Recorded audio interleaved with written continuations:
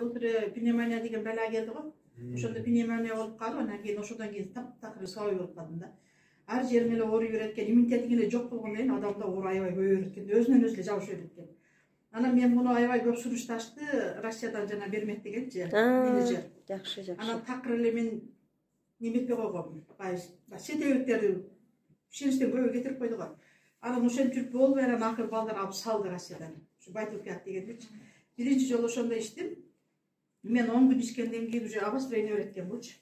Обострение берип бүт бар жогум козголду. Менде давление бар эле, жүрөк оору бар эле, кыскасы көп эле да каным өтө коюп, врачтар мен канымдын коюлугунан коркот эле көбүнчө элечи.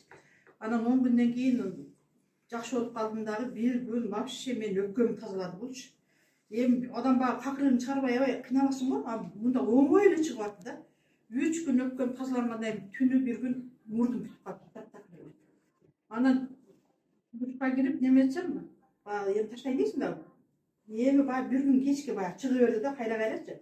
Чыгып берип, уже бүткөндөн кийин мени кадимкидей мыналар ачтырды да.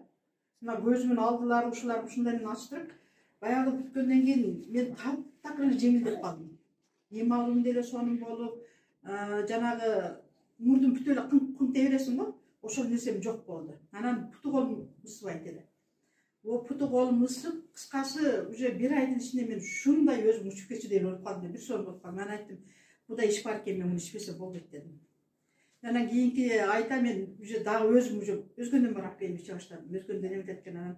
Оны иштим, эми ушунча болду, 3-чү айын ичип коюңуз жакшы болот дедим. Мен 3-чү айын ичкенде кыскасы оору дегенди совсем мен уnuттум. Таблетка дегенди уnuттум. Мен сумкам толо эле таблетка жүрөт эле да. Давлениямды ичет элем, кан суткан дарыларды ичет элем.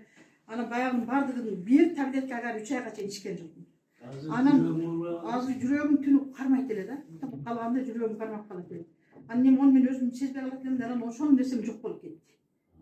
Ошо жүрөгүм неткени жок болду, анан көзүм зрениясы начар эле. Анан көзүм зрениясы да жакшынакай болуп калды.